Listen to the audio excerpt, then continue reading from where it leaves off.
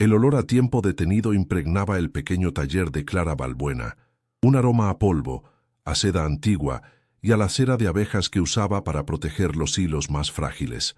A sus 23 años, sus manos se movían con la precisión de una cirujana sobre el encaje de un vestido de novia de principios de siglo, un fantasma de marfil tendido sobre la mesa de trabajo. Cada puntada era un susurro, un acto de devoción hacia una belleza que no le pertenecía. Clara era una restauradora de textiles, una guardiana de historias ajenas. Vivía a través de los vestigios de pasiones, bailes y promesas que otros habían experimentado, mientras su propia existencia transcurría en un silencio monástico, tan ordenada y contenida como las bobinas de hilo en su costurero. Un vacío sutil, pero constante, latía bajo su piel, una ausencia que el meticuloso trabajo apenas lograba acallar. Pero bajo la calma de sus manos expertas se esconde un secreto que la consume, que la obliga a vivir entre fantasmas de seda y encaje. Quédate hasta el final para descubrir la verdad que cambiará su destino para siempre. Y no olvides suscribirte y contarnos en los comentarios qué crees que oculta su pasado. La virginidad de Clara no era una elección moral ni un voto religioso. Era una circunstancia, la consecuencia inevitable de una vida construida sobre el andamio del deber. Se había convertido en una espectadora profesional del mundo, observando las interacciones humanas con la curiosidad de una antropóloga que estudia una tribu lejana. El amor, el deseo, incluso el simple roce casual de una mano, eran conceptos abstractos, tan irreales como los cuentos de hadas que leía de niña. Su cuerpo era un territorio inexplorado, un mapa en blanco cuya geografía desconocía por completo. La timidez, nacida de una profunda inseguridad y de la falta de práctica en el arte de vivir, había erigido murallas invisibles a su alrededor. Se sentía como una pieza de museo perfectamente conservada, intacta, valiosa, pero permanentemente detrás de un cristal, incapaz de ser tocada por el presente. Su refugio y su celda era un modesto piso interior en el barrio de Chamberí, en Madrid. Las paredes finas dejaban pasar los ecos de las vidas vecinas, la risa de un niño, una discusión de pareja, la melodía de un piano desafinado. Eran fragmentos de una normalidad que se sentía a años luz de la suya. Su mundo se reducía al taller, un pequeño salón y el dormitorio que compartía con los fantasmas de la responsabilidad.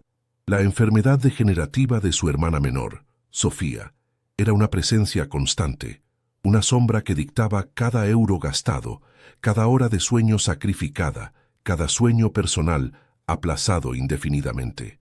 El peso de los tratamientos y la esperanza de un futuro mejor para Sofía era la única brújula que guiaba sus días, una devoción que la anclaba firmemente a la vez que la ahogaba lentamente en un mar de obligaciones.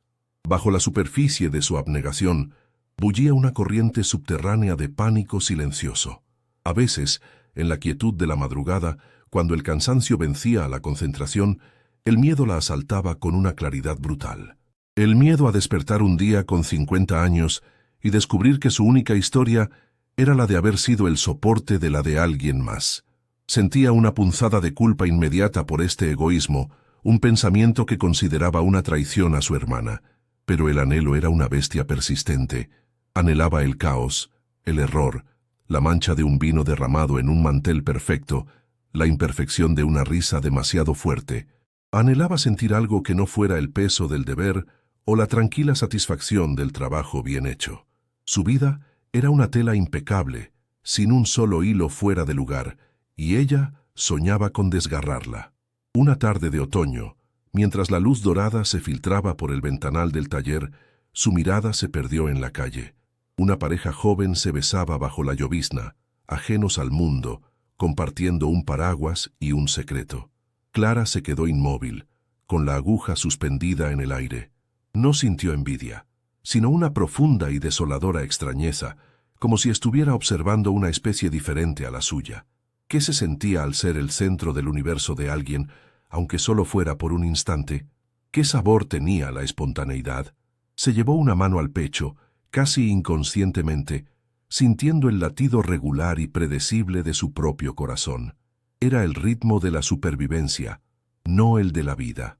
En ese breve momento, la soledad se materializó, convirtiéndose en un frío que ni la lana más gruesa podría abrigar. Su conexión con el mundo exterior era a través de los tejidos que resucitaba. Al tocar un brocado del siglo XVIII, podía casi sentir el pulso de la mujer que lo había llevado. Imaginar su nerviosismo antes de un baile en la corte. Al restaurar un vestido de los años 20, oía el eco del jazz y el tintineo de las copas de champán. Era una forma segura de viajar en el tiempo y en las emociones. Una pasión vicaria que la alimentaba y la protegía del riesgo de sentir por cuenta propia. Los vestidos eran sus amigos, sus confidentes. Conocía sus cicatrices, sus debilidades, las historias ocultas en un dobladillo descosido o en una mancha de lágrimas casi invisible. Entendía el lenguaje de la seda, el terciopelo y el algodón, pero se sentía completamente analfabeta en el lenguaje de la piel y de los corazones humanos. Fue una mañana de martes cuando el sobre llegó.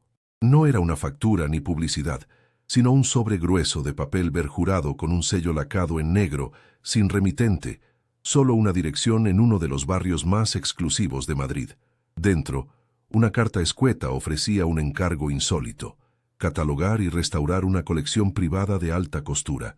El salario que se mencionaba era astronómico, una cifra que podría cambiar el rumbo del tratamiento de Sofía, una luz cegadora al final de un túnel muy oscuro. Clara releyó la carta 3 veces, sus dedos temblando ligeramente. Era una oportunidad que olía a milagro y a peligro a partes iguales. Era un portal a un mundo desconocido, un universo de opulencia y poder que la aterrorizaba y la atraía con una fuerza magnética. Aún no lo sabía, pero al aceptar, no solo estaría restaurando vestidos, sino descosiendo cada fibra de su propia existencia. La vida de Clara se desarrollaba entre los muros de un piso que olía a sopa de cocido y a desinfectante. El barrio de Chamberí, con su bullicio de terrazas y mercados, se quedaba al otro lado de la ventana del salón, un espectáculo mudo que ella contemplaba como si fuera una película en un idioma extranjero. El parqué crujía bajo sus pies con la resignación de la madera vieja, y los muebles, heredados y funcionales, parecían absorber la luz en lugar de reflejarla. Su hogar era un útero protector y una prisión de paredes finas, donde cada gasto se apuntaba en una libreta y cada sueño se posponía para un mañana que nunca llegaba. El espacio físico era un reflejo exacto de su geografía emocional, un territorio limitado, ordenado y asfixiante, donde el aire apenas se renovaba y el eco de sus obligaciones resonaba en cada esquina silenciosa. Su madre, Isabel, gobernaba ese pequeño reino con una autoridad forjada en la preocupación y el resentimiento. Era una mujer de gestos contenidos y frases lapidarias, cuya principal herramienta de control era la culpa. No necesitaba alzar la voz. Su silencio era más elocuente que cualquier grito. Cada vez que Clara compraba una tela nueva para un encargo, la mirada de Isabel se posaba en el paquete con un juicio mudo. ¿Es eso realmente necesario? La expectativa de que Clara se sacrificara por la familia no era una petición, sino un axioma, una ley no escrita, que sustentaba la dinámica familiar.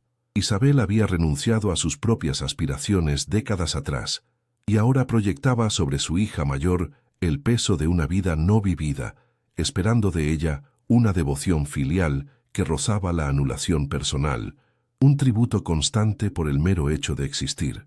La rutina de Clara era un metrónomo implacable que marcaba el compás de sus días.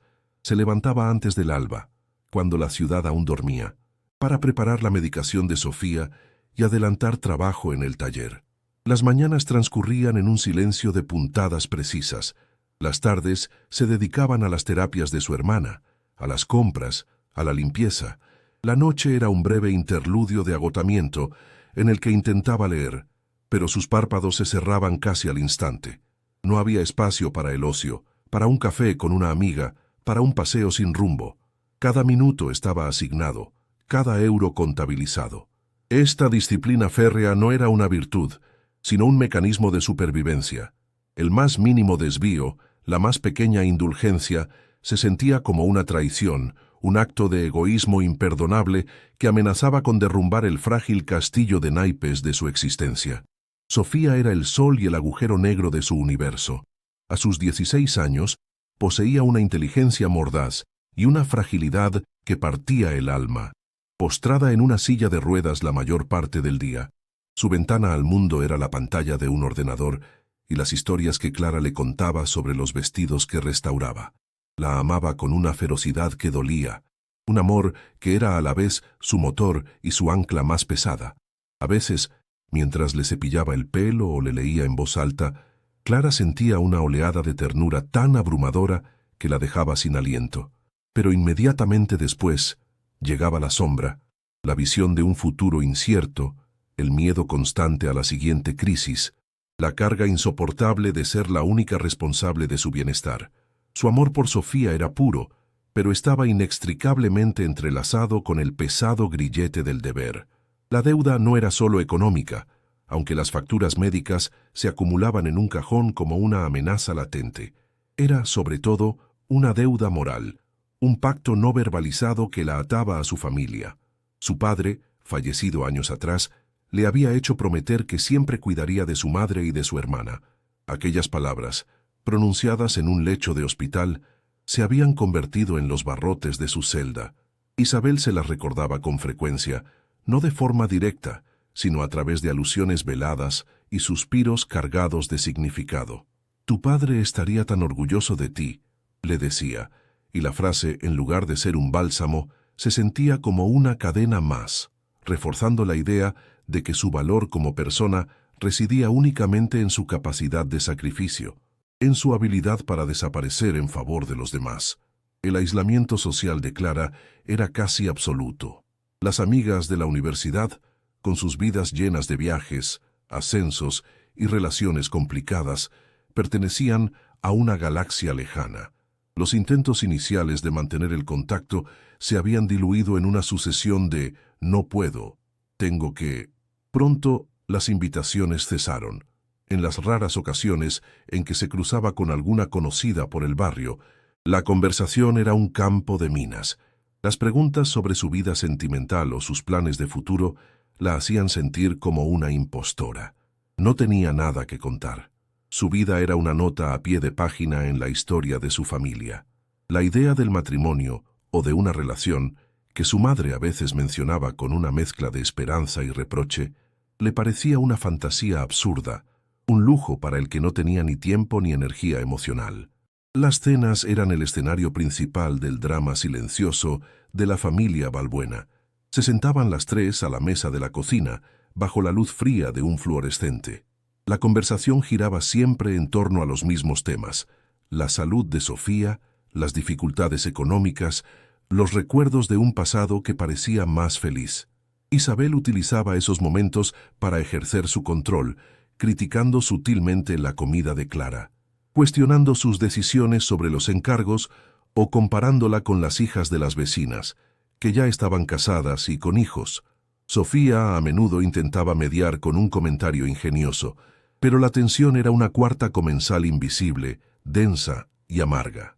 Clara comía en silencio, masticando despacio, sintiendo cómo cada bocado se convertía en una bola de angustia en su estómago, deseando que el ritual terminara para poder refugiarse en su taller. Cuando la casa por fin se sumía en el silencio, Clara se acercaba a la ventana de su habitación, que daba a un patio interior, apoyaba la frente en el cristal frío y observaba las luces de los otros apartamentos. Veía siluetas moviéndose, oía fragmentos de música o risas lejanas. Cada ventana era un portal a una vida que no era la suya, una vida donde la gente cometía errores, se enamoraba, discutía por nimiedades y vivía con una despreocupación que a ella le resultaba inconcebible. Se sentía como una astronauta varada en un planeta desierto, observando la Tierra a través de un telescopio. El anhelo de pertenecer, de ser una de esas siluetas anónimas y libres, era un dolor físico, una presión en el pecho que a veces la obligaba a cerrar los ojos con fuerza para no gritar. La carta del neurólogo había llegado la semana anterior, confirmando sus peores temores. La enfermedad de Sofía avanzaba más rápido de lo esperado. Había un nuevo tratamiento experimental, una terapia génica prometedora pero prohibitivamente cara. La cifra mencionada en el informe era un muro infranqueable, una condena. Esa noche, Clara no había podido dormir. Había repasado sus cuentas una y otra vez, buscando una solución que no existía. Se sentía acorralada, atrapada en un callejón sin salida. Fue entonces cuando recordó el sobre lacado en negro que había llegado esa misma mañana. La oferta del millonario anónimo, que en un principio le había parecido una excentricidad peligrosa, ahora se presentaba como la única, desesperada, tabla de salvación. Ya no se trataba de una oportunidad, sino de una necesidad absoluta, una cuestión de vida o muerte para su hermana. Antes de dar una respuesta, se miró en el espejo del pasillo, un espejo antiguo con el borde manchado por la humedad. La imagen que le devolvió la mirada fue la de una extraña. Vio unos ojos cansados, una palidez que hablaba de falta de sol y una expresión de seriedad impropia de sus 23 años. No reconoció a la joven que se suponía que debía ser. Vio a la cuidadora, a la restauradora, a la hija obediente. Su propia identidad se había desdibujado, descosido hilo a hilo por las exigencias de los demás. En ese momento, tomó una decisión. Aceptar ese trabajo no era solo por Sofía, era un acto de rebelión silenciosa, un intento desesperado de encontrar un trozo de sí misma en un mundo que no le pertenecía. Era el primer paso en un territorio desconocido, un paso que daba con un miedo atroz y una secreta y temblorosa esperanza. La dirección la condujo a una de las arterias más discretas y opulentas del barrio de Salamanca, una calle arbolada donde el silencio era un lujo más. El taxi la dejó frente a una imponente verja de hierro forjado que custodiaba un palacete neoclásico, una fortaleza silenciosa y perfecta que parecía haber detenido el tiempo a su alrededor. La fachada de piedra clara, con sus ventanas simétricas y oscuras como ojos ciegos, no ofrecía ninguna pista sobre la vida que albergaba en su interior.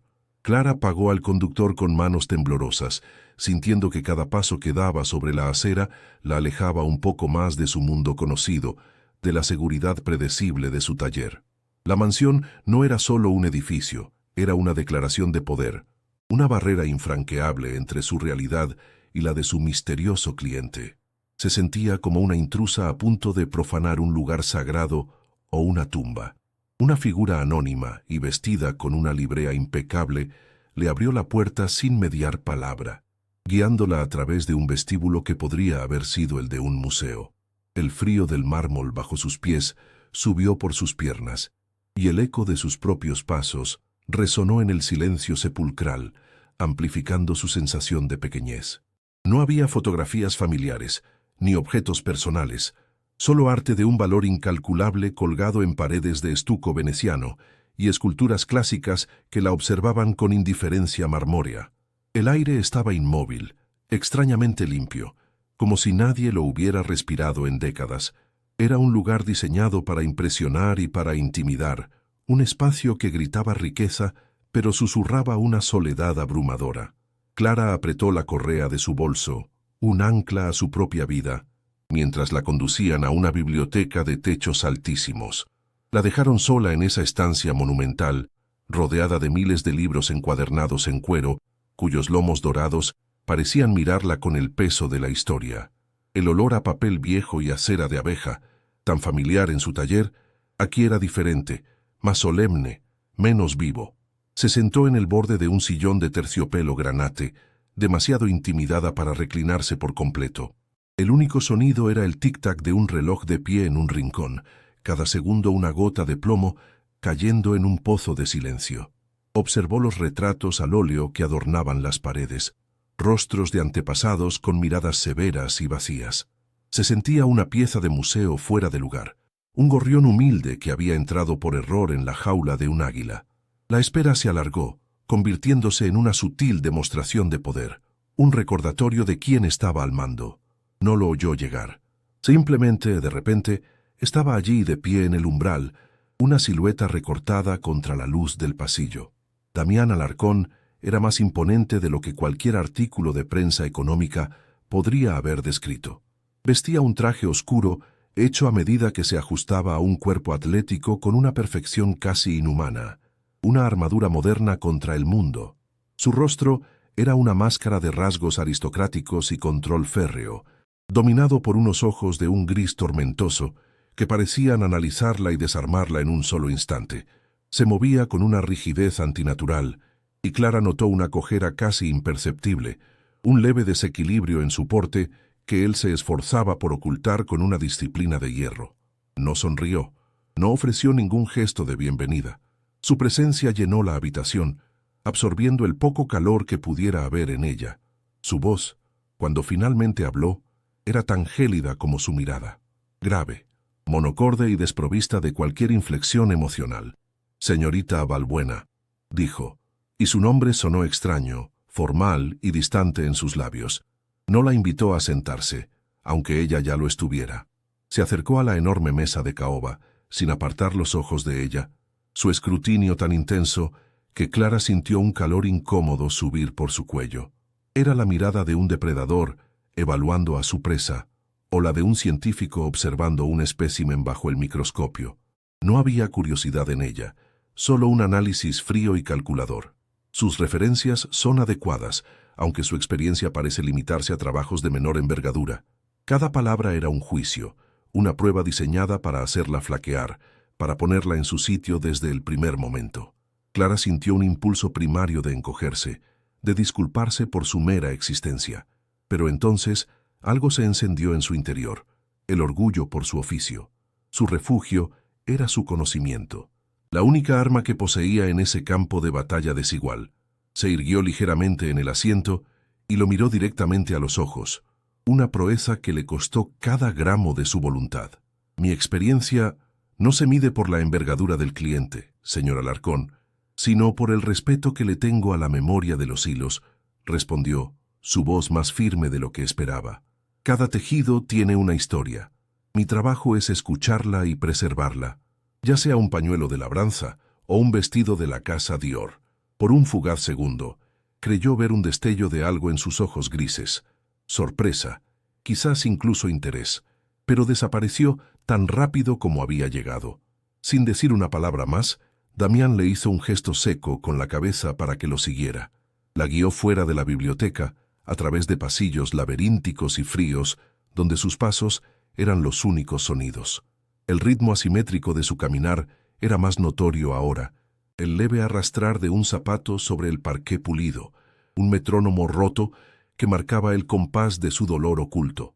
No le ofreció ninguna explicación, ninguna conversación trivial para llenar el silencio. El recorrido parecía interminable, adentrándose cada vez más en las entrañas de la mansión hasta llegar a un ala que parecía haber sido clausurada durante años. El aire allí era más denso, cargado de polvo y de un abandono palpable. Se detuvo frente a una gran puerta de roble de 2 hojas y sacó una llave antigua de su bolsillo. El chirrido de la cerradura al girar fue un sonido profano en aquel silencio. Al abrir las puertas, una nube de polvo danzó en el haz de luz que se coló desde el pasillo. La habitación era un santuario olvidado, un vasto vestidor donde docenas de formas fantasmales yacían cubiertas por sábanas blancas. El aroma que flotaba en el aire era una mezcla melancólica de naftalina, perfume marchito y el polvo de los años. Clara contuvo el aliento, no por el polvo, sino por la reverencia. Sentía que estaba entrando en el corazón secreto de la casa, en el epicentro de la tragedia que todos susurraban. Damián permaneció en el umbral, su cuerpo tenso, como si le fuera físicamente doloroso cruzarlo. «Esta era la colección de mi madre», dijo, y su voz, por primera vez, tuvo una fisura, una vibración casi imperceptible de una emoción que se apresuró a sofocar. Se acercó a ella y le extendió una carpeta de cuero. Dentro había un contrato draconiano, lleno de cláusulas de confidencialidad y restricciones. «Trabajará aquí, sola. No tiene permitido el acceso a ninguna otra parte de la mansión. Se le proporcionará todo lo que necesite. No haga preguntas. No hable con nadie del personal más allá de lo estrictamente necesario. Y sobre todo, no toque nada que no esté relacionado con su encargo». Su tono no admitía réplica. Era el filo de acero de antes. Pero ahora Clara entendía que no nacía solo del poder, sino de una necesidad desesperada de control, de mantener sus fantasmas bien encerrados. Asintió en silencio, su garganta demasiado seca para hablar. sintiendo el peso de las reglas no escritas, mucho más pesadas que las impresas en el papel. Él la dejó allí, cerrando la puerta a sus espaldas con un sonido sordo y definitivo que resonó en el pecho de Clara. El silencio volvió a caer, pero ahora era diferente, cargado con la presencia de su ausencia, con el eco de su dolor contenido. Se quedó inmóvil en el centro de la habitación, rodeada por los fantasmas de seda y encaje. Lentamente, se acercó a una de las figuras cubiertas y con dedos vacilantes levantó una esquina de la sábana. Debajo, el brillo de un brocado de plata la deslumbró. No era solo un trabajo, era una llave al alma de aquel hombre roto. Y mientras el polvo de los años se asentaba a su alrededor, Clara sintió una mezcla aterradora de miedo y una fascinación magnética. El deseo de comprender al hombre herido detrás del monstruo era ya más fuerte que su instinto de huir. Los días que siguieron a aquel violento encuentro en el vestidor se tiñeron de una tensión casi palpable. El aire en el ala olvidada de la mansión parecía más denso, cargado de electricidad estática y de palabras no dichas. Clara volvía a su trabajo cada mañana con el corazón martilleándole en las sienes, una mezcla de pavor y una extraña, adictiva expectación. Ya no se sentía sola entre los vestidos, sentía una presencia constante, una mirada invisible que la seguía en cada puntada, en cada suspiro. Damián no aparecía, pero su ausencia era una forma de presencia aún más abrumadora. Ella sabía que él estaba allí, en algún lugar de aquella casa laberíntica, observándola, y esa certeza convertía cada gesto suyo, por nimio que fuera, en una actuación bajo un foco invisible, un diálogo mudo con el fantasma que habitaba la fortaleza. Fue al tercer día cuando descubrió la verdad de su paranoia. Mientras examinaba el delicado tul de un vestido de baile, un minúsculo punto rojo, casi imperceptible en la oscuridad de una moldura del techo, parpadeó. Una cámara. Su sangre se heló y luego ardió en sus venas con una indignación que la sorprendió. Estaba siendo vigilada. Cada movimiento, cada momento de frustración o de concentración era registrado. La revelación debería haberla hecho huir, pero en su lugar, una extraña sensación de poder la invadió. Si él quería observar, ella le daría un espectáculo de profesionalidad y serenidad. Se irguió, alisó su delantal y continuó su trabajo con una lentitud deliberada, consciente de que, a través de ese ojo de cristal, estaba librando una batalla silenciosa, desafiando su control con la única arma que poseía, su inquebrantable dignidad.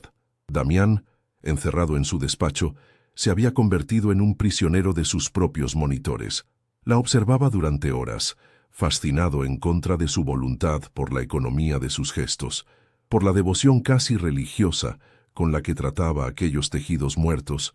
Veía cómo sus dedos, los mismos que habían rozado su piel y desatado el caos en su interior, se movían con una ternura y una precisión que lo desarmaban. Esperaba encontrar en ella miedo o resentimiento, pero solo veía una concentración inexpugnable. Clara Balbuena no era como las demás, no se amilanaba, no se quejaba, no intentaba seducirlo, simplemente existía en su mundo de sedas y recuerdos, y su pureza era un espejo insoportable que le devolvía el reflejo de su propia oscuridad, un faro de luz en la tormenta que él mismo había creado. Empezó a aparecer. Sus visitas eran breves, impredecibles y siempre bajo pretextos profesionales. Entraba en el vestidor sin anunciarse, su cojera casi imperceptible, un eco sordo en el silencio, y se quedaba de pie, a una distancia prudencial, observando su trabajo. El brocado de ese vestido es extremadamente frágil. Espero que esté usando la técnica adecuada, decía, su voz un témpano de hielo. Clara, sin levantar la vista de su aguja, respondía con detalles técnicos sobre la tensión del hilo y la composición de la fibra, negándose a entrar en el juego de la intimidación. Sus conversaciones eran un duelo de esgrima verbal, donde las palabras eran meros floretes que ocultaban la verdadera batalla que se libraba en el espacio que los separaba, un campo magnético de atracción y repulsión. Una tarde, encontró una bandeja sobre una de las mesas cubiertas.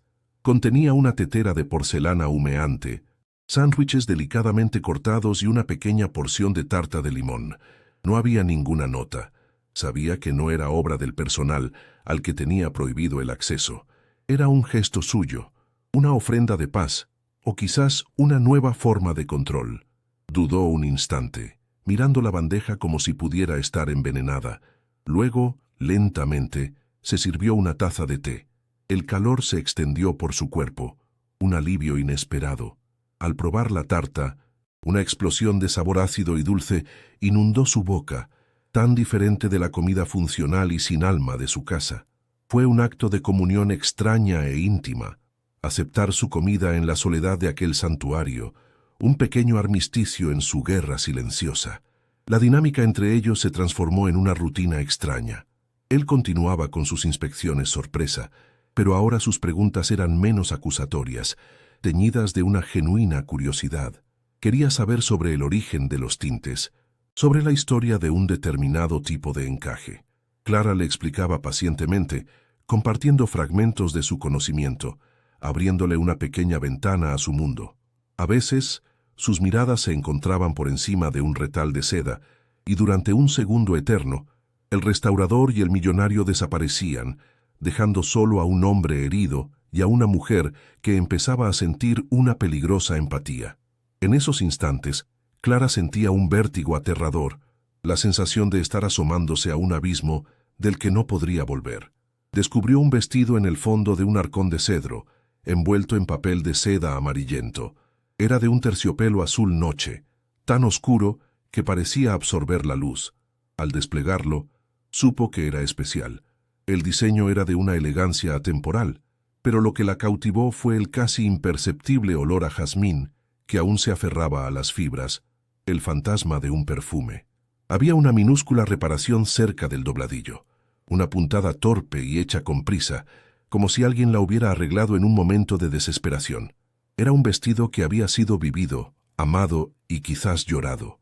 Sintió una conexión inmediata con la mujer que lo había llevado, una mujer de la que no sabía nada, salvo que había dejado un eco de su alma en aquel terciopelo. Damián la encontró esa misma tarde, con el vestido azul extendido sobre la mesa de trabajo, sus manos acariciando la tela con una reverencia que lo dejó sin aliento. Se detuvo en seco en el umbral, y por primera vez, Clara vio cómo su máscara de control se resquebrajaba por completo. Un dolor crudo y antiguo se reflejó en sus ojos grises. «Ese fue el último que llevó», dijo, su voz apenas un susurro ronco. No tuvo que especificar a quién se refería. Clara comprendió que estaba tocando una reliquia, el último vestigio de su madre. No dijo nada, simplemente retiró las manos del vestido, un gesto de respeto que él pareció entender. Se quedó allí un momento más, vulnerable y expuesto, antes de darse la vuelta y desaparecer, dejándola sola con el peso de su revelación. Aquella noche, en la cama de invitados que le habían asignado, Clara no pudo dormir. El recuerdo de la expresión de Damián la perseguía en la oscuridad. El hombre de hielo se había derretido durante un instante, revelando un núcleo de dolor incandescente. Empezó a comprender que su frialdad no era arrogancia, sino un escudo, una armadura forjada en una pérdida tan profunda que amenazaba con consumirlo. El dinero para el tratamiento de Sofía, que había sido su única razón para estar allí, comenzó a parecer una excusa. Se estaba quedando por él, por el anhelo irracional de entender qué se escondía tras esos ojos de tormenta, por el deseo prohibido de ser la única persona capaz de tocar sus cicatrices, tanto las visibles como las invisibles, sin que él la apartara. Su propio cuerpo se convirtió en un territorio desconocido y traicionero. La conciencia de su virginidad, que siempre había sido un hecho neutro, ahora la quemaba como una marca.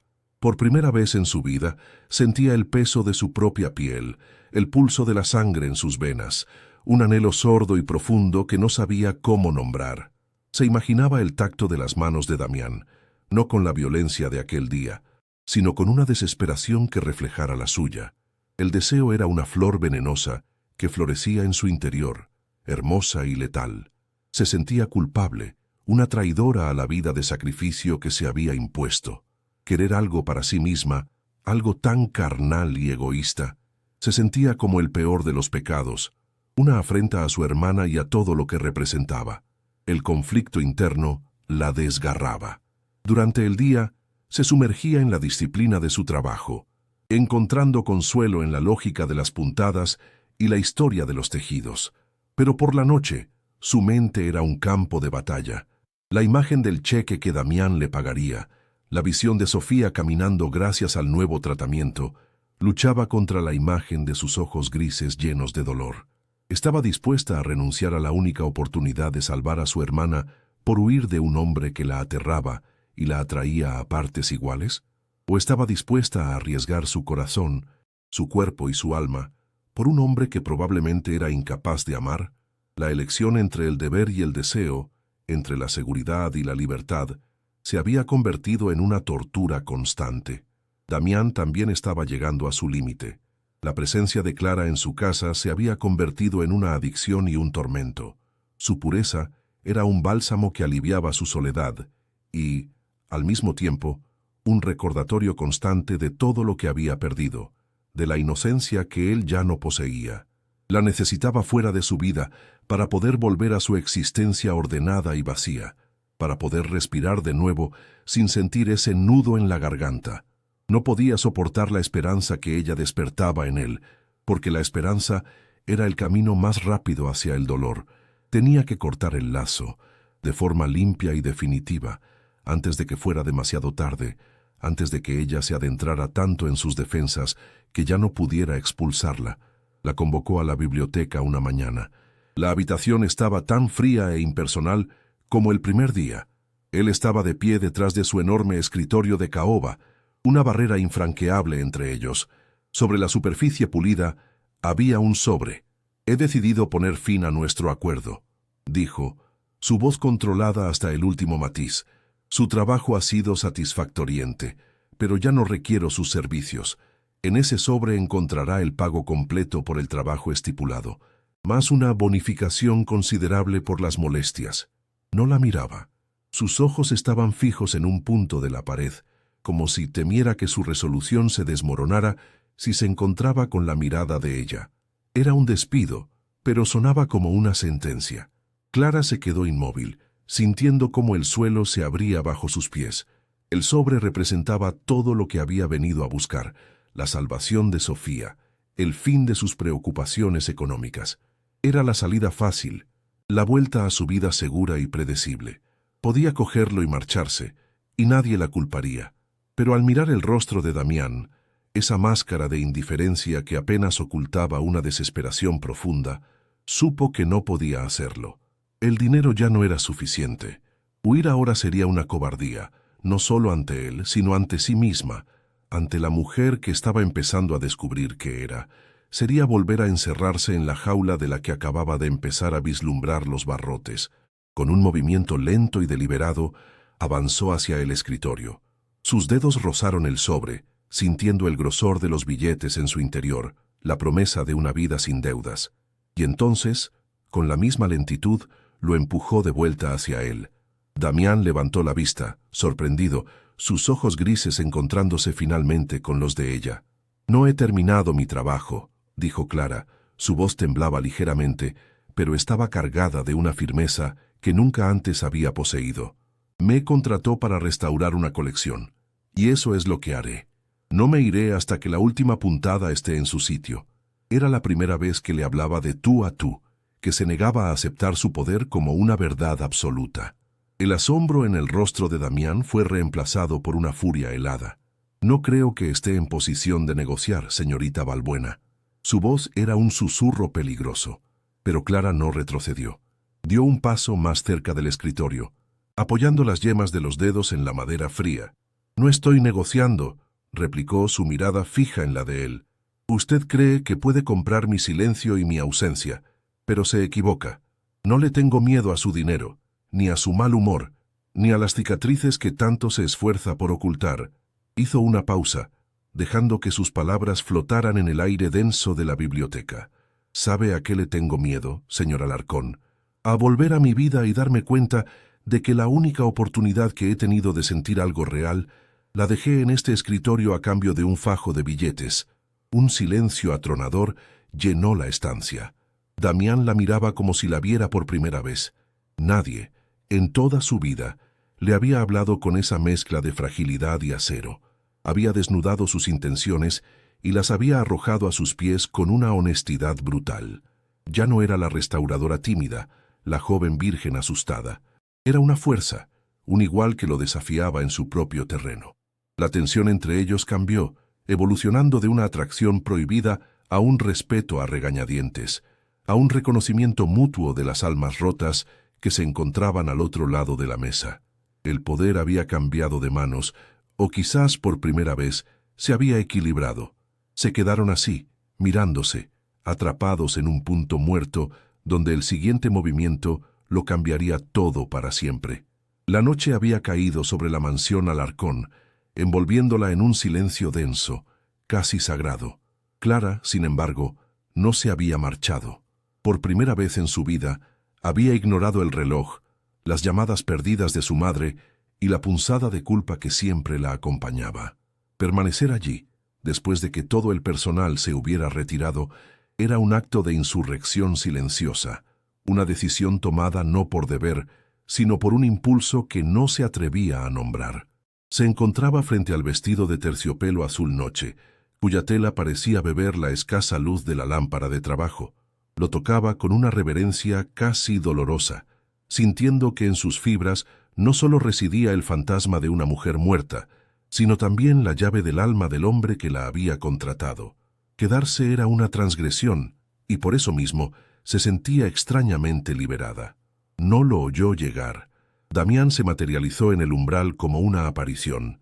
Despojado de la armadura de su chaqueta de traje, con las mangas de la camisa arremangadas hasta los codos, había una sombra de agotamiento en su rostro que lo hacía parecer más joven y, a la vez, infinitamente más viejo. Sus ojos grises la encontraron a través de la penumbra, y en ellos no había ira ni sorpresa, solo una resignación profunda, como si supiera que la encontraría allí, como si la hubiera estado esperando toda la noche. No dijo nada, simplemente entró en la habitación, su cojera un poco más pronunciada por el cansancio, y se detuvo a unos pasos de ella. El aire entre ellos vibró con la tensión acumulada de su último enfrentamiento en la biblioteca, una fragilidad palpable que ninguno de los dos sabía cómo manejar. Fue él quien rompió el silencio, su voz un murmullo ronco, desprovisto de toda su autoridad habitual. «Ese vestido», comenzó, su mirada fija en el terciopelo azul. Ella iba a devolvérselo al diseñador. Decía que era demasiado ostentoso para la recepción en la embajada. Hizo una pausa, tragando saliva con dificultad. Discutimos, por una estupidez. Le dije que su inseguridad era un insulto a mi éxito. Ella se echó a llorar. Sus palabras eran fragmentos de un recuerdo envenenado, confesado en la intimidad de aquel santuario de seda. Yo conducía, demasiado rápido. Quería demostrarle algo, no sé el qué, y entonces la lluvia, las luces y el sonido del metal. La confesión quedó suspendida en el aire, desnuda y brutal, llenando cada rincón de la habitación con el eco de una culpa que no había disminuido con los años. Clara no sintió lástima, sino una ola de empatía tan visceral que le cortó la respiración. Vio al hombre detrás del monstruo, al niño asustado bajo la piel del titán financiero. El dolor que emanaba de él no era una abstracción, era una criatura viva, con garras y dientes, que lo devoraba desde dentro. Comprendió en ese instante que su frialdad, su necesidad de control, no eran más que un intento desesperado de mantener a raya a esa bestia. Cualquier otra persona habría retrocedido, habría ofrecido palabras de consuelo vacías. Pero Clara se quedó quieta, absorbiendo su dolor, sintiendo que su propósito en esa casa nunca había sido restaurar vestidos, sino quizás, solo quizás, ofrecer un ancla en medio de aquella tormenta interminable que era su memoria. Extendió la mano, un movimiento lento y vacilante en la penumbra. No pensó, solo actuó, guiada por un instinto más antiguo y poderoso que la razón. Sus dedos rozaron el dorso de la mano de él, que descansaba tensa sobre una de las mesas. Él se estremeció como si hubiera recibido una descarga eléctrica, un reflejo violento de apartarse, pero no lo hizo. Se quedó inmóvil, permitiendo el contacto. Clara entonces cerró su mano sobre la de él, sus dedos delgados y cálidos envolviendo los suyos, que estaban fríos como el mármol. Sintió bajo su piel el relieve de una cicatriz en sus nudillos, un mapa de dolor y supervivencia. Fue un gesto simple, casi infantil, pero en el silencio de aquella habitación se convirtió en una capitulación, en un armisticio. Él había dejado de luchar. Él giró la palma lentamente hasta que sus dedos se entrelazaron con los de ella. La fuerza de su agarre era a la vez desesperada y contenida, como si temiera romperla y, al mismo tiempo, no pudiera soportar la idea de soltarla. Tiró de ella con suavidad, acortando el espacio que los separaba hasta que sus cuerpos casi se rozaron. Clara tuvo que alzar la cabeza para mirarlo, y lo que vio en sus ojos la dejó sin aliento. Un anhelo tan profundo y desolado que le partió el alma. Él inclinó el rostro, un movimiento cargado de una vacilación agónica, como un hombre sediento que duda ante un oasis por miedo a que sea un espejismo. Y entonces sus labios se encontraron. Fue un roce tímido, casi accidental, una pregunta formulada sin palabras, cargada con el peso de todo lo que no se habían dicho. El beso se profundizó, lento y exploratorio, sin la furia de su primer encuentro, sino con una ternura que era casi insoportable. Sabía a sal, a años de soledad y a una esperanza frágil y recién nacida. Para Clara fue una revelación.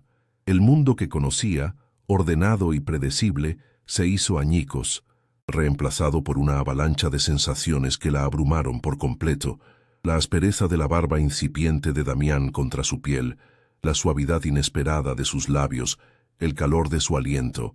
Era un lenguaje que su mente no comprendía, pero que su cuerpo entendía instintivamente. Le devolvió el beso con una inocencia audaz, una entrega total que pareció desarmarlo por completo. La mano libre de él subió hasta su nuca, sus dedos hundiéndose en su pelo, como si quisiera anclarse a ella, la única cosa real en su mundo de fantasmas. Rompió el contacto, pero no se apartó. Apoyó su frente contra la de ella, sus respiraciones entrecortadas mezclándose en el aire frío. Sus ojos permanecieron cerrados, su rostro una máscara de dolor y éxtasis. «No deberías estar aquí», susurró, y las palabras no sonaron como una orden, sino como una advertencia desesperada, un último intento de protegerla de sí mismo. «No sabes quién soy». Clara no respondió con palabras. Levantó su mano libre y, con la yema de los dedos, trazó la línea de su mandíbula hasta llegar a la cicatriz casi invisible que se ocultaba junto a su sien. Fue un gesto de aceptación incondicional, una declaración silenciosa de que no solo no le tenía miedo a sus cicatrices, sino que las veía como parte del hombre que la estaba atrayendo de una forma tan irrevocable. Sin mediar más palabra, él se inclinó y la levantó en brazos. El movimiento fue fluido y seguro, desmintiendo su cojera, un acto de posesión y de una ternura desesperada. Clara se aferró a su cuello, enterrando el rostro en el hueco de su hombro, inhalando su aroma, una mezcla de tela cara, piel y la esencia puramente masculina que la envolvía. La sacó del santuario de los vestidos, dejando atrás a los fantasmas de su madre y de su prometida, y la llevó a través de los pasillos silenciosos de la mansión. No era un secuestro, era un peregrinaje. La estaba llevando lejos del pasado, hacia el único lugar donde podía ser él mismo sin armaduras, su dormitorio. Cada paso que daba con ella en brazos era un paso hacia un territorio del que ninguno de los dos podría volver indemne. La depositó sobre la cama con la delicadeza con la que ella misma trataba a las sedas más frágiles. Las sábanas de lino egipcio, frías como el mármol de un altar, fueron un shock contra su piel. La luz de la luna se filtraba por los altos ventanales, bañando la habitación en una luz plateada y espectral que esculpía sus cuerpos. Él se quedó de pie junto a la cama, mirándola, y en sus ojos había una pregunta que lo abarcaba todo. Clara le sostuvo la mirada, su miedo transformado en una calma expectante, en una certeza absoluta. Asintió lentamente, un gesto casi imperceptible que selló su destino. Aquella noche, en el corazón de la fortaleza del hombre roto, la restauradora de historias ajenas estaba a punto de comenzar a escribir la suya propia, con tinta de deseo, miedo y una entrega que lo cambiaría todo para siempre. El alba se filtró por los altísimos ventanales del dormitorio de Damián, una luz pálida y cruel que despojaba a la noche de sus secretos. Clara despertó sola en la inmensidad de la cama, envuelta en sábanas de lino egipcio que aún conservaban el calor residual de otro cuerpo. El aroma de él, una mezcla de tela cara, piel y la esencia puramente masculina que la había embriagado, impregnaba la almohada.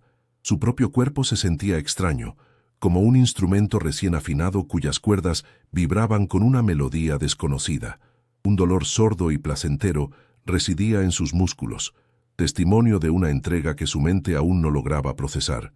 El silencio de la habitación no era pacífico, sino acusador.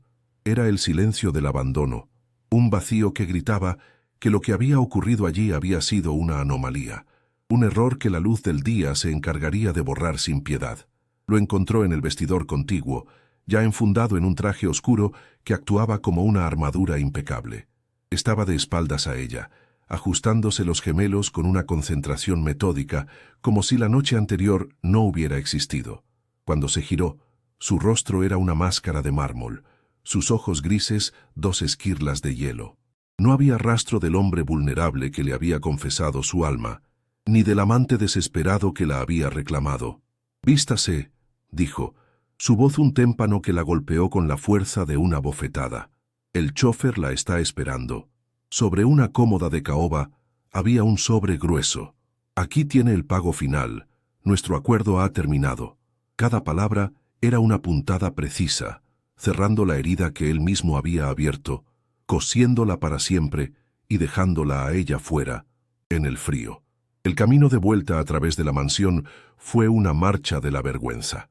Los largos y silenciosos pasillos que la noche anterior había recorrido en sus brazos ahora parecían juzgarla con su opulencia fría.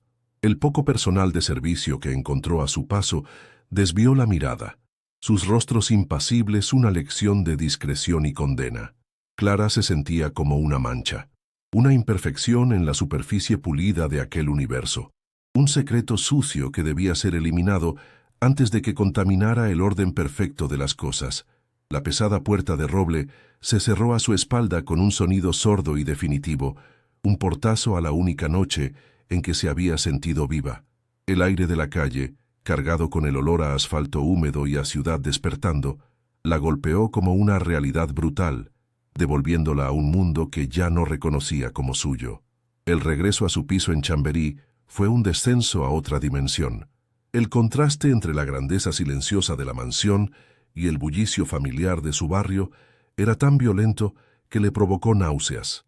El olor a cocido que se filtraba por el rellano, la luz amarillenta de la escalera, los muebles gastados de su salón, todo le pareció de repente ajeno, parte de una vida que pertenecía a otra persona. Se sentía como una viajera en el tiempo que hubiera regresado a una época que ya no le correspondía. Había cruzado un umbral invisible, y ahora el mundo que había dejado atrás le resultaba estrecho, asfixiante. La jaula, cuyas barras antes eran invisibles, ahora se le antojaba insoportablemente pequeña, y ella, un pájaro que había probado el cielo por un instante, ya no sabía cómo respirar en ella. Su madre la esperaba en la cocina, con los brazos cruzados y una expresión que era una mezcla de preocupación y reproche. «Son casi las 10 de la mañana, Clara. Teníamos terapia para Sofía a las 9:01». Las palabras no eran una simple constatación, sino una acusación. Isabel la escrutó de arriba abajo, sus ojos afilados notando el cansancio en su rostro, la ropa arrugada del día anterior, la ausencia de su bolso de trabajo. «¿Ha pasado algo? No tienes buena cara». Clara no supo qué responder. Cualquier mentira sonaría hueca, y la verdad era un monstruo demasiado grande para ser pronunciado en aquella cocina estrecha. Se limitó a murmurar una disculpa, sintiendo la mirada de su madre como un taladro, perforando sus defensas y sembrando en su interior las primeras y amargas semillas de una culpa devastadora. El sobre con el dinero yacía sobre la colcha de su cama, un rectángulo blanco y pesado que parecía pulsar con una vida propia y maligna. Era la salvación de Sofía, la respuesta a todas sus plegarias, el fin de años de angustia económica. Pero ahora se sentía sucio, el precio de una traición. No solo había traicionado su propia virginidad, un concepto que hasta ahora le había resultado indiferente, sino que sentía que había traicionado su propósito, su papel de hija y hermana abnegada. Había antepuesto su propio y egoísta deseo a su deber. Miró una fotografía de Sofía que tenía en la mesilla de noche, la sonrisa valiente de su hermana, y sintió una oleada de autodesprecio tan intensa que tuvo que apartar la vista. El dinero no era una liberación, era el recordatorio tangible de su caída, de su imperdonable debilidad. Mientras tanto, en la soledad de su palacete, Damián se ahogaba en el silencio que él mismo había impuesto. La mansión, que siempre había sido su refugio y su fortaleza, ahora se sentía como una tumba inmensa y vacía. Cada rincón le recordaba a ella. El vestidor olía a su perfume sutil, una mezcla de jabón de Marsella y el polvo de los tejidos antiguos. En su dormitorio, la hendidura que su cabeza había dejado en la almohada era una herida abierta en la cama perfectamente hecha. Había conseguido lo que quería: expulsarla, restaurar el orden, volver a su existencia controlada y predecible. Pero la paz no llegó. En su lugar, un vacío aún más profundo se instaló en su pecho. Había cortado el único hilo de luz que se había colado en su oscuridad y ahora estaba más solo y perdido que nunca. Incapaz de soportar la quietud de sus aposentos, bajó al ala olvidada, atraído por una fuerza masoquista. La habitación de los vestidos estaba tal y como ella la había dejado.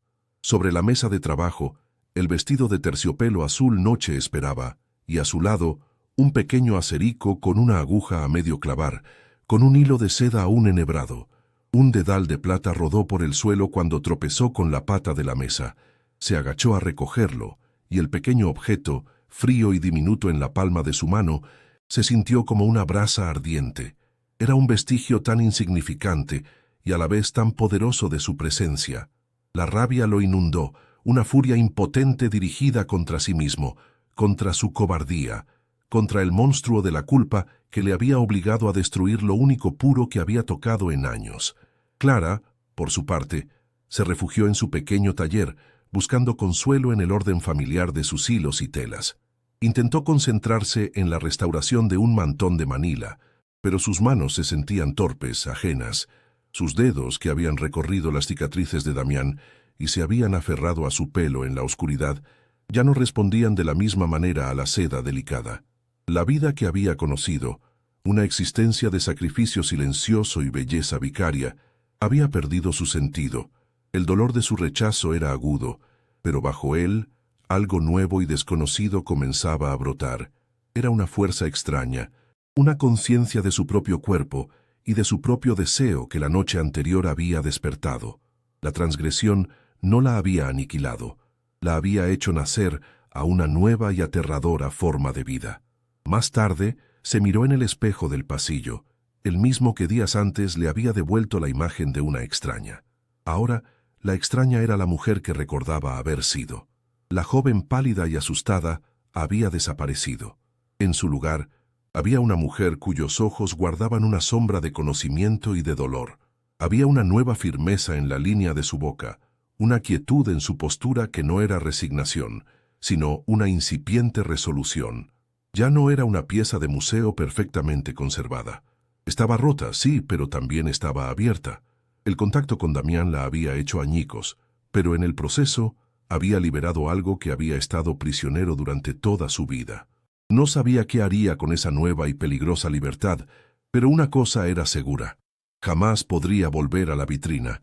Pasaron 3 semanas en las que el mundo exterior pareció reajustarse a una normalidad que para Clara ya no existía. El dinero, depositado anónimamente en su cuenta, había obrado su milagro pragmático. Sofía había comenzado el nuevo tratamiento, y una esperanza frágil, casi clínica, se había instalado en el hogar de los Balbuena. Clara había vuelto a su taller, a la liturgia de la aguja y el hilo, pero el consuelo se había evaporado. Cada puntada era un eco de la noche que la había deshecho y rehecho. El silencio, antes su aliado, ahora era un lienzo en blanco donde se proyectaba el recuerdo de unos ojos grises y el peso de un cuerpo sobre el suyo. Ya no era una restauradora de historias ajenas, se sentía como un tejido antiguo, desgarrado por el centro, esperando una puntada que nunca llegaría, una reparación imposible. Fue una mañana de martes cuando llegó el paquete. No era un sobre, sino una pequeña caja de cartón rígido, de un color gris tormenta, sin remitente, solo su nombre y dirección, escritos con una caligrafía angulosa y precisa que reconoció al instante. Su corazón dio un vuelco violento. Un pájaro asustado golpeando contra sus costillas. Lo sostuvo en sus manos durante un largo rato, sintiendo su peso insignificante y, a la vez, monumental. Abrirlo era reabrir la herida, invitar al fantasma de Damián a entrar de nuevo en su vida ordenada. No hacerlo era condenarse a vivir para siempre con la pregunta. Con dedos que temblaban como si estuvieran enhebrando el hilo más fino del mundo, rompió el discreto sello de papel. El miedo era una náusea helada en su garganta, pero la curiosidad era una brasa que ardía con más fuerza. Dentro, sobre un lecho de terciopelo negro, no había una joya ni una carta, solo dos objetos. El primero era su dedal de plata, el que había perdido en el vestidor, ahora pulido hasta brillar con una luz fría. Era un reconocimiento mudo, un trofeo de su paso por aquel lugar, la única parte de ella que había dejado atrás. Junto a él, una llave de latón, antigua pero limpia, atada con un simple cordel de seda negro. No había explicación, ni una sola palabra escrita. El silencio de Damián era más elocuente que cualquier soneto. No era una disculpa, ni una invitación a volver. Era otra cosa, un lenguaje que solo ellos dos podían entender. El dedal era su pasado, su identidad como artesana. La llave, comprendió con una claridad que le cortó el aliento. Era una promesa de futuro. La dirección que encontró en el registro de la propiedad, asociada a la numeración grabada en la llave, la llevó a un edificio antiguo en el barrio de las Letras. Subió 3 tramos de una escalera de madera que crujía bajo sus pies y abrió la puerta. El espacio que la recibió era un antiguo estudio de pintor, un desván inundado de una luz dorada que se derramaba por un inmenso tragaluz en el techo. Las paredes estaban recién pintadas de blanco, el suelo de madera, lijado y barnizado. Estaba completamente vacío, a excepción de una robusta mesa de trabajo de roble en el centro. Olía a pintura fresca, a madera nueva y a posibilidad. No era un regalo de caridad, era un acto de restitución. Damián no le estaba devolviendo el trabajo, le estaba regalando un mundo, un lienzo en blanco para que ella, la restauradora, pudiera por fin crear algo propio. Se quedó en el centro de la estancia, bañada por la luz del sol, y por primera vez desde que había abandonado la mansión, lloró. No eran lágrimas de dolor ni de humillación, sino de una liberación tan profunda que dolía. Comprendió la verdad del gesto de Damián. Él no podía ofrecerle amor, no todavía, quizás nunca. Su alma estaba demasiado rota para eso. Pero le había ofrecido lo único que tenía el poder de dar, la libertad. La había visto, no como una virgen asustada, ni como un cuerpo para su deseo, sino como la artista que era, y le había dado el único santuario donde podría sanar y florecer. El silencio entre ellos ya no era un abismo, sino un espacio de respeto profundo, un reconocimiento de que algunas heridas solo pueden curarse en la distancia, con la esperanza silenciosa de un reencuentro. Clara abrió la mano y miró el dedal de plata que descansaba en su palma. Ya no era el símbolo de una vida de servicio, sino la primera piedra de su propio imperio, un reino de luz, hilo y seda que nadie podría arrebatarle jamás. Levantó la vista hacia el tragaluz, hacia el trozo de cielo azul madrileño, y supo que su historia no había terminado, acababa de empezar. Ya no era la virgen que vestía al millonario, sino la mujer que había aprendido a desvestir su propia alma. El futuro era tan incierto como un boceto a lápiz, pero por primera vez, el lápiz estaba en sus manos. ¿Crees que este es el final de su historia o el verdadero comienzo? ¿Volverá Damián a buscarla cuando haya sanado sus propias cicatrices? Tu opinión es crucial para nosotros. Suscríbete, dale a like, comparte esta historia y cuéntanos en los comentarios qué destino imaginas para ellos.